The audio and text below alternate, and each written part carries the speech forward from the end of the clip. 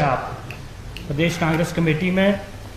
बड़े भाई देवेंद्र नेगी जी जो डायरेक्टर है agriculture and rural development bank के, कुशल मुंगटा जी मीडिया पैनलिस्ट हैं मेरे साथ हिमाचल प्रदेश कांग्रेस कमेटी के मीडिया विभाग में और जिला परिषद के सदस्य हैं हाटकोटी वार्ड से जुबल कोटखाई विधानसभा क्षेत्र से। श्रीमती रेखा चौहान पंचायत समिति के अध्यक्षा हैं जुबल कोटखाई की। कमलेश ठाकुर जी, श्रीमती कमलेश ठाकुर महिला कांग्रेस की अध्यक्ष जुबल कोटखाई से हमारे बीच हैं। और विशेष रूप से हमारे बीच मुकेश सांचता जी है जो प्रगतिशील बागवान है, जुबल कोटखाई से हैं। आकाश भीमटा जी, आप भी बागवान प्रगतिशील बागवान हैं कोटखाई क्षेत्र से। राहुल शांता जी सोशल मीडिया कोऑर्डिनेटर है जुबल कोटखाई से। दीपक चौहान, आप भी प्रोग्रेसिव ग्रोअर है जुबल कोटखाई से। आप सबका हिमाचल प्रदेश कांग्रेस कमेटी के मीडिया विभाग की तरफ से आज इस प्रेस वार्ता में मैं स्वागत करता हूं। आप सभी जानते हैं जुबल कोटखाई विधानसभा क्षेत्र एक ऐसा विधानसभा क्षेत्र है जो हिमाचल प्रदेश की, जो अगर बागवानी की बात आप करें तो आर्थिकी जो आती है बागवानी से, उसमें विशेष जो है महत्व रोल जो है जुबल कोटखाई क्षेत्र का रहता है। माननीय विधायक ऐसे क्षेत्र का प्रतिनिधित्व करते हैं जहां इन्होंने अभी एक रिकॉर्ड कायम किया है। भारतीय जनता पार्टी के जो वहाँ से प्रत्याशी रही उनकी जमानत जब्त करी और पूरे प्रदेश में जो अभी चुनाव हुए थे उसमें 3 विधानसभा क्षेत्र के चुनाव में सबसे ज़्यादा मतों से रोहित ठाकुर जी वहाँ से निर्वाचित हुए थे। तो आपका इस प्रेस वार्ता में स्वागत करता हूँ और मैं आग्रह करूँगा रोहित ठाकुर जी से कि आप सबको संबोधित करें और इस प्रेस वार्ता को आगे बढ़ाएं। श्री रोहित ठाकुर जी। धन्यवाद मेहता जी।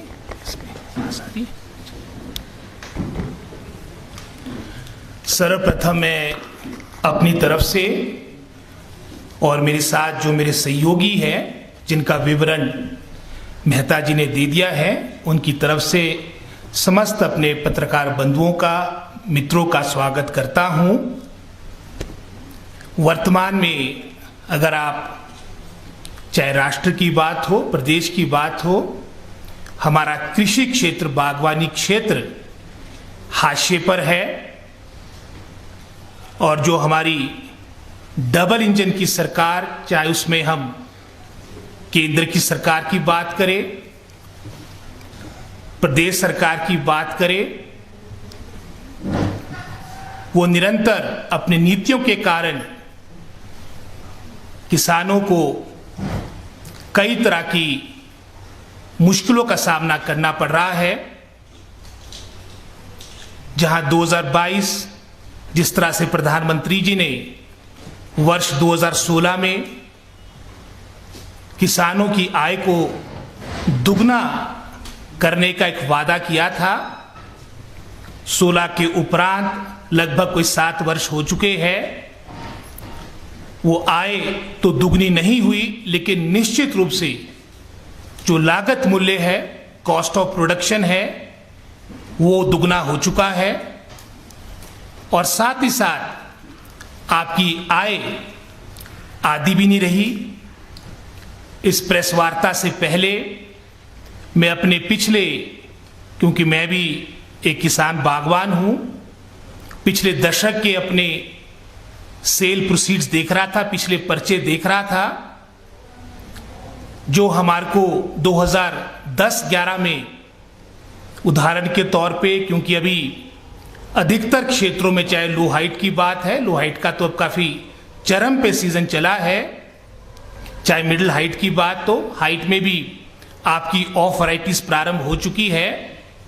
और रेड गोल्ड हमारा काफी मात्रा में सेब ऑफ वैराइटी निकलती है।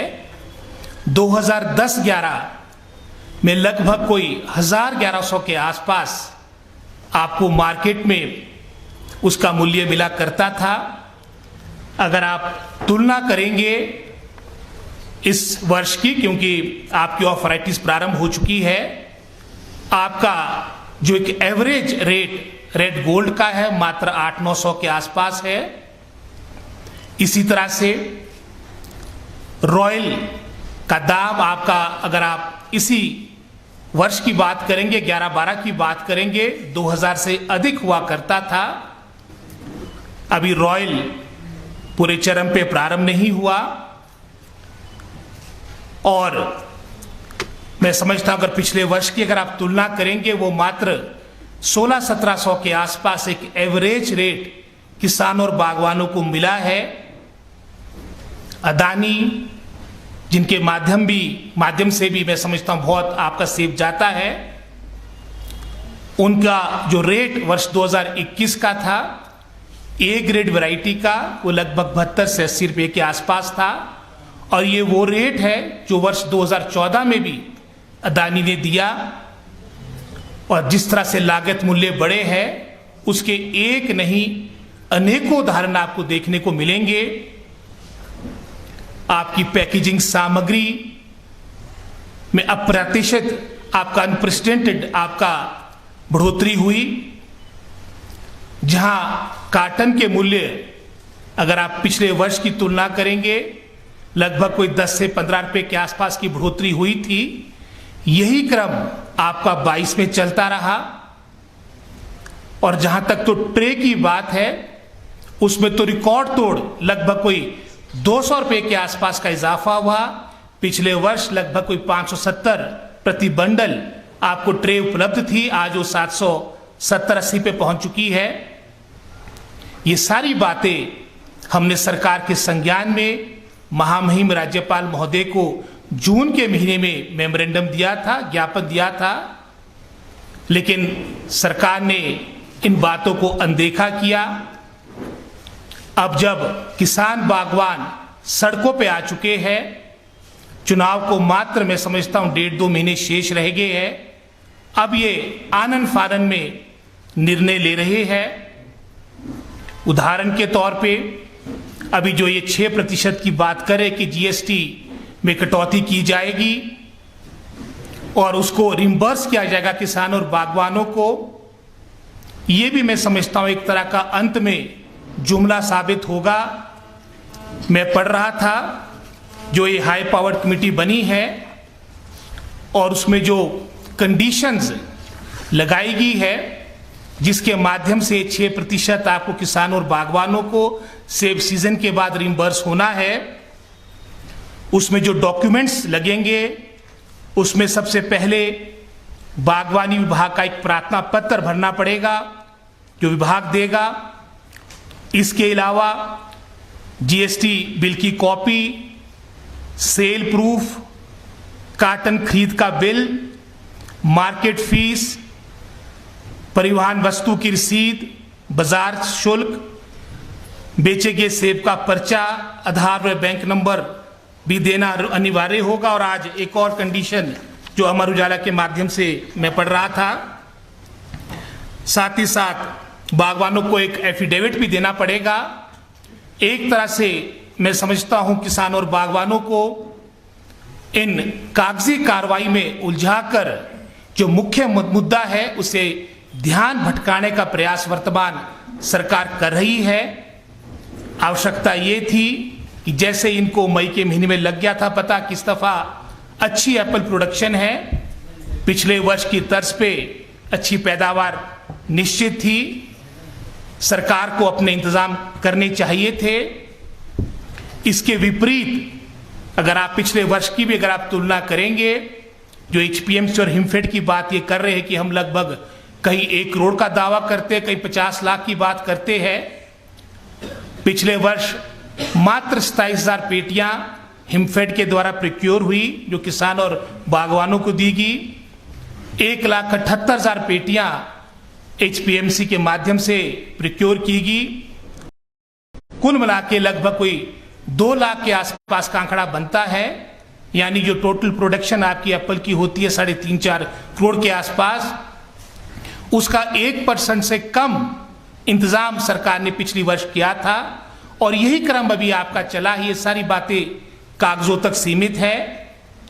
अगर आप वर्तमान का हॉर्टिकल्चर विभाग से आंकड़ा लेंगे, आज की तारीख में लगभग कोई 25 लाख पेटियां देश की भिन्न भिन्न मार्केट्स में जा चुकी है और 15 अगस्त तक आपके हाइट के क्षेत्र में भी आपका उड़ान प्रारंभ हो जाएगा। इस बारी सेब सीजन पहले ही कोई 15 दिन एडवांस है और अभी तक क्योंकि हमारा क्षेत्र, जैसे मेहता जी ने भी बोला, बागवानी के दृष्टिकोण से एक विशेष स्थान रखता है।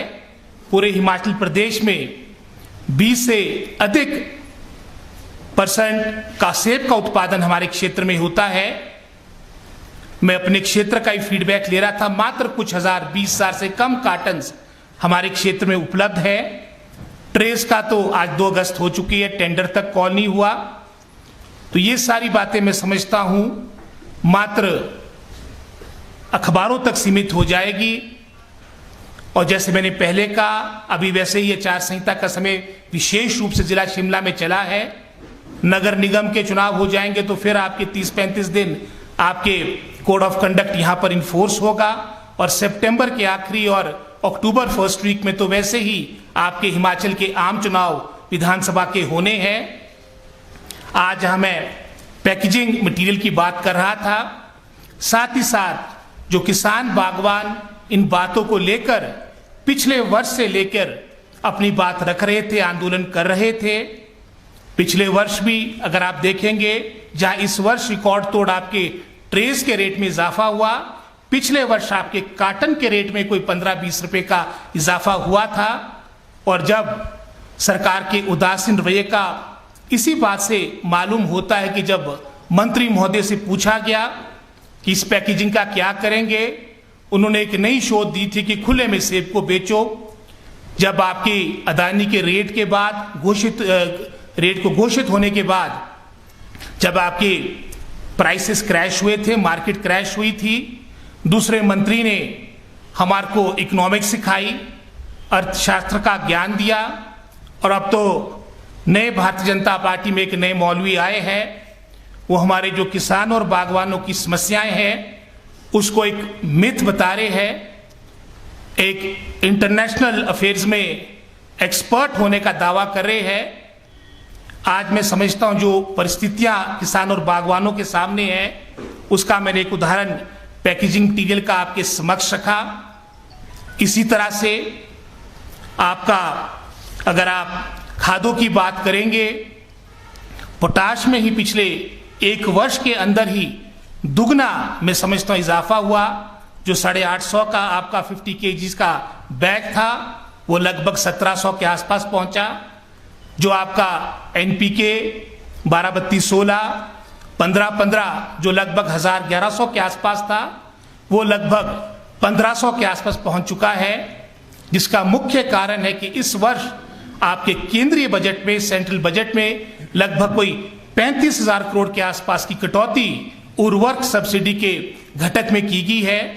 ये भी दर्शाता कि केंद्र सरकार ये मात्र मैं समझता हूं एक तरह से भ्रमित करने के लिए ये आय को दुगना करने की बात कर रही है, लेकिन वास्तविकता इनकी कथनी और करनी में स्पष्ट रूप से जनता जनार्दन के समक्ष आ रही है। फफूंदनाशक, कीटनाशक जो बहुत ही महत्वपूर्ण घटक है बागवानी के लिए, और 1980 के दशक से लेके कांग्रेस सरकार के कार्यकाल के समय से लेके जब स्कैब 1980 के दशक में हमारे सेब हौले क्षेत्र में फैली थी, उस वक्त ये बागवानी क्षेत्र में हमारे फर्टिलाइजर में और उसके अलावा इंसेक्टिसाइड और फंगिसाइड में अनुदान योजना प्रारंभ की गई। ये भी वर्तमान सरकार ने वर्ष 2020 में बंद की। बारंबार ये मुद्दे को उठाया गया।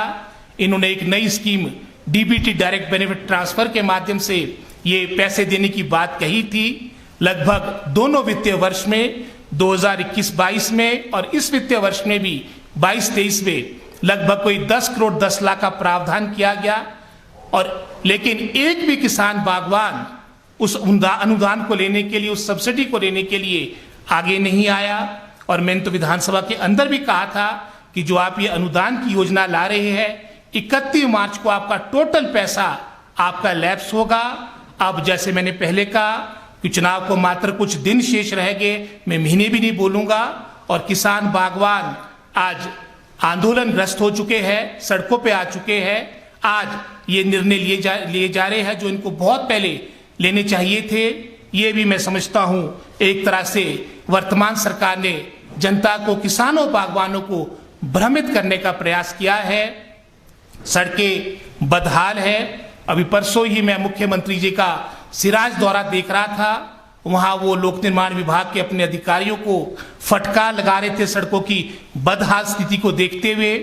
यही स्थिति, यही क्रम पूरे हिमाचल प्रदेश में है। और जहां तक तो जिला शिमला की बात है, क्योंकि हमारा क्षेत्र पहाड़ी क्षेत्र है, इस क्षेत्र के साथ सड़कों के मामले में भी अनदेखी हुई। अभी विधानसभा में प्रश्न लगा था हर्षवर्धन चौहान जी का, जिसके माध्यम से उन्होंने सेंट्रल रोड फंड, केंद्रीय सड़क निधि की जानकारी मांगी थी। और उस जानकारी के अनुसार हिमाचल प्रदेश को गत 3 वर्षों में लगभग 9 करोड़ 41 लाख के आसपास की राशि मिली, 941 करोड़ की राशि मिली, जिसमें से जिला शिमला की एक भी सड़क को सम्मिलित नहीं किया गया। वर्ल्ड बैंक का प्रोजेक्ट फेज 2 जो कांग्रेस कार्यकाल के दौरान स्वीकृत हुआ था, जिसमें हमने अपने क्षेत्र की बहुत ही महत्वपूर्ण सड़क, जिसको हॉर्टिकल्चर रोड भी कहते हैं, छैला नेरी पुल सोलन ओज घाट कुम्हारहट्टी सड़क को डाला था, उसको से निकाला गया। एक भी सड़क वर्ल्ड बैंक में नहीं डाली गई। पीएमजेएसवाई के तहत हमारे क्षेत्र में कोई भी सड़क आपकी स्वीकृत नहीं हुई। ये दर्शाता है कि इन 5 वर्षों में हमारे क्षेत्र के साथ अनदेखी हुई। आपका जो एएमपी का बजट है, जिसे एनुअल मेंटेनेंस प्लान कहते हैं, जिसका बजट आपका रीटायरिंग में लगता है, जहां पिछले वर्ष हर कॉन्स्टिट्यूंसी को लगभग कोई 45-50 मीटर के आसपास रीटायरिंग के लिए पैसा मिला था। इस वर्ष वो काटकर मात्र एक कॉन्स्टिट्यूंसी में 30 किलोमीटर के आसपास रख दिया है। अगर मैं अपनी क्षेत्र की बात करूंगा, जिसकी सीमा एक तरफ नारकंडा के साथ लगती है और दूसरी सीमा उत्तराखंड के साथ लगती है, तो 30 किलोमीटर आप समझ सकते हैं कि एक ऊंट के मुंह में जीरा है। और जो तो स्थिति आपकी पीडब्ल्यूडी डिपार्टमेंट की देखने लायक है। पिछले 1.5 वर्षों से प्रमोशंस नहीं हुई। एक मैं समझता हूं एक स्टैग्नेशन का माहौल आपका लोक निर्माण विभाग के अंदर है। चीफ इंजीनियर के ही लगभग आपकी 3 पोस्टें पिछले 1 वर्ष से खाली है। 1 दर्जन से अधिक आपकी एससीज की पोस्टें खाली है। आपके एक्सिन्स की, एसटीओज की, जेईस की अनेकों पोस्टें आपकी प्रदेश में खाली है।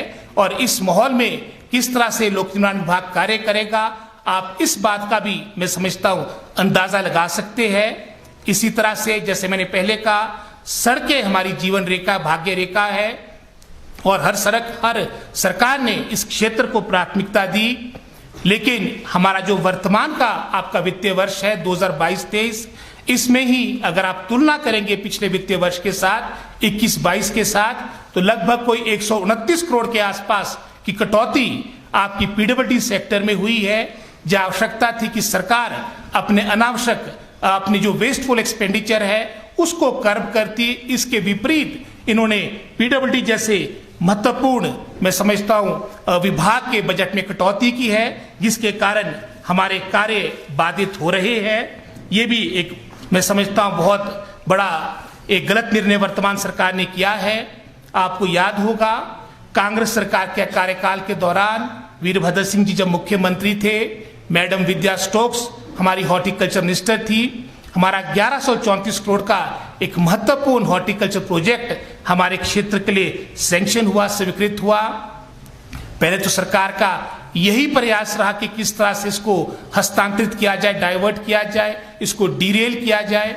और आज मैं समझता हूं अगर आप पूरे 5 वर्ष की प्रगति इस प्रोजेक्ट की देखेंगे, मात्र ये लगभग कोई 50% के आसपास अपने मुकाम पे पहुंचा है। हालांकि ये प्रोजेक्ट वर्ष 2023 में कंप्लीट होना था और सरकार की लेट लतीफी, सरकार की जो कछुआ चाल इस प्रोजेक्ट में चली है, उसके माध्यम से पहले ही जो हमारा 1134 करोड़ का हॉर्टिकल्चर प्रोजेक्ट था, उसमें लगभग कोई 68 करोड़ की कटौती वर्ल्ड बैंक ने कर दी है। ये 1066 करोड़ पे प्रोजेक्ट पहुंच चुका है। और अगर ऐसा ही चलता रहा तो आने वाले समय में ये प्रोजेक्ट भी मैं समझता हूं खटाई में पड़ जाएगा। इसी तरह से सरकार का उदासीन रवैया, इन बातों से भी पता लगता है जिस तरह से हॉर्टिकल्चर से संबंधित मैं समझता हूं सरकार की एक सोच है। अगर आप हॉर्टिकल्चर डिपार्टमेंट की बात करेंगे, लगभग कोई 2432 पोस्टें टोटल आपकी हॉर्टिकल्चर डिपार्टमेंट में है। जिसमें से लगभग कोई 938 पोस्टें आपकी रिक्त पड़ी है, अर्थात 40% जो हमारी हॉर्टिकल्चर डिपार्टमेंट में पोस्टें है वो रिक्त पड़ी है। ये भी सरकार के मैं समझता हूं उदासीन रवैया को दर्शाती है। हमारे अनेकों जो सब्सिडी के अनुदान के केसेस है हॉर्टिकल्चर विभाग के, वो लंबित पड़े हैं। करोड़ रुपए की सब्सिडी, अगर मैं जिला शिमला की बात करूंगा, 9,800 से अधिक हमारे डिस्ट्रिक्ट शिमला की हॉर्टिकल्चर की अनुदान के केसेस आपके पास विभाग के पास लंबित पड़े हैं। ये भी सरकार की मैं समझता हूं उदासीन सोच को दर्शाता है। अभी जो आपके सेब के सेंटर जहां पूरे प्रदेश में 306 खुलते हैं, वर्तमान में मैं समझता हूं 5% के आसपास भी सेब के सेंटर नहीं खुले हैं। हर तरह से मैं समझता हूं एक हताशा का माहौल वर्तमान सरकार के संज्ञान में है। जिस तरह से इन्होंने अभी जो डीबीटी की स्कीम में परिवर्तन किया, मैं तो एक तरह से इस बात को मजाक में भी ले रहा था कि अब आपका जो पूरा स्प्रे का शेड्यूल है वो अंत में आ चुका है। मात्र 1-1.5 महीने का समय शेष रह चुका है। अब तो समय एक तरह से वर्तमान सरकार का जाने का है, जिसका क्रम उपचुनाव के दौरान 4-0 के साथ कांग्रेस पार्टी की जीत के साथ आपका पिछले नवंबर माह में प्रारंभ हो गया था। और इनकी नीतियों के कारण, चाहे वो कर्मचारी हो, चाहे किसान बागवान हो, आमजन हो हिमाचल प्रदेश के, वो हर तरह से प्रताड़ित है। और निश्चित रूप से आने वाले विधानसभा के चुनाव जो अक्टूबर-नवंबर में होंगे, निश्चित रूप से कांग्रेस पार्टी को इसमें अच्छी जीत मिलेगी। आज जो ये सारा मैं समझता हूं जो क्रम हमारे संयुक्त किसान मंच कर रहे हैं, उसमें दलगत रंग से ऊपर उठकर लोग जुड़े हैं। और प्रत्यक्ष रूप से इसमें कोई राजनीति की बात ना आए, क्योंकि सबसे पहले हम सब किसान बागवान हैं, इसमें हमारा भी सहयोग रहेगा। और साथ ही साथ जो 5 तारीख को हमारा जो कार्यक्रम है संयुक्त किसान मंच का, उसमें मेरा अपने सभी जो हमारे किसान बागवान हैं उन सबसे अपील है कि उसमें सम्मिलित हो, क्योंकि ये हम सब की आर्थिकी से जुड़ा हुआ सवाल है, ये किसी राजनीति से जुड़ा हुआ सवाल नहीं। मैं इन्हीं चंद बातों के साथ आप सबसे ये प्रेस वार्ता रखी थी, इसके लिए आप सबका बहुत बहुत धन्यवाद। जी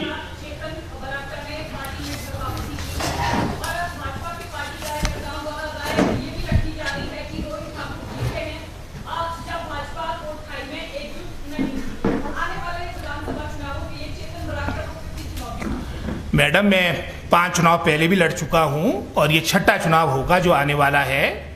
तो पहले के परिणाम भी आपके सामने हैं, तो आप खुद समझ सकते हैं कि ये जहां तक आना जाना है भारतीय जनता पार्टी का, वो उनका पार्टी का आंतरिक मामला है।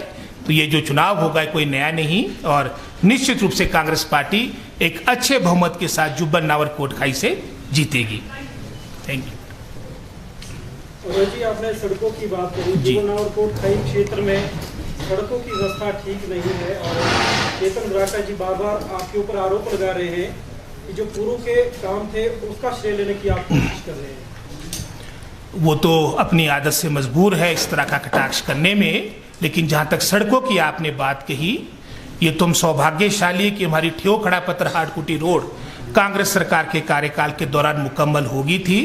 अगर आप इन पूरे 5 वर्षों का मूल्यांकन करेंगे, उस वक्त तो स्वयं बरागटा जी थे, नरेंद्र बरागटा जी थे, मैं तो 8-9 महीने पहले विधायक बना हूँ।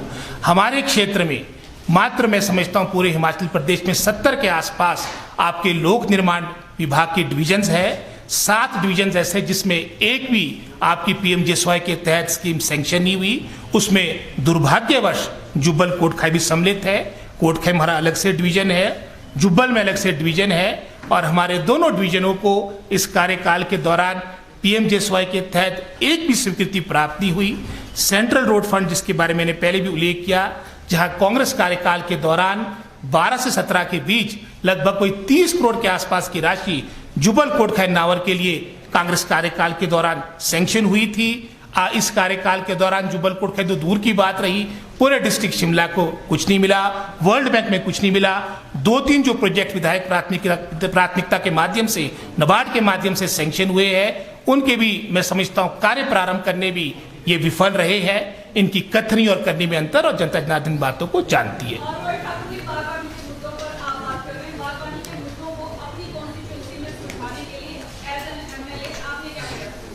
जहां तक आप प्रयास की बात करे हैं, हम हमेशा बागवानों के साथ रहे हैं। इस क्षेत्र के साथ कृत संकल्प है। सर्वप्रथम अपने क्षेत्र में सबसे मजबूत आधारभूत ढांचागत सड़कों की बात करेंगे। पूरे हिमाचल प्रदेश में हाईएस्ट जो डेंसिटी ऑफ रोड है, जिनको सड़कों का घनत्व भी कहा जाता है, वो जुब्बल कोटखाई में है। अपने क्षेत्र में 3 सीए स्टोर एपिडा के माध्यम से सैंक्शन करवाने का भी श्रेय मैं समझता हूँ कांग्रेस सरकार को जाता है। और एक तरह से मैं समझता हूँ प्रोसेसिंग प्लांट भी जो हमारा प्राड़ा में लग रहा है, ये भी हमारा ज्वाइनिंग है हमारे क्षेत्र के। लगभग कोई 91 करोड़ के आसपास की राशि उसके लिए सैंक्शन हुई। हमारी 16 करोड़ 48 लाख की राशि हमारी गुमा सीए स्टोर के लिए सैंक्शन हुई। लगभग कोई 6 करोड़ के आसपास की राशि ग्रेडिंग पैकिंग लाइन टूटू पानी जो नावर क्षेत्र में हमारा स्थित है, वहां के लिए भी कांग्रेस सरकार के कार्यकाल के दौरान सैंक्शन हुई थी। रोहित जी, अभी जो है ओपीएस की बहाली को लेकर कांग्रेस बात कर रही है जी। तो मिनिमम सपोर्ट प्राइस जो सेब का होना चाहिए, उस विषय को लेकर आपका क्या कहना है?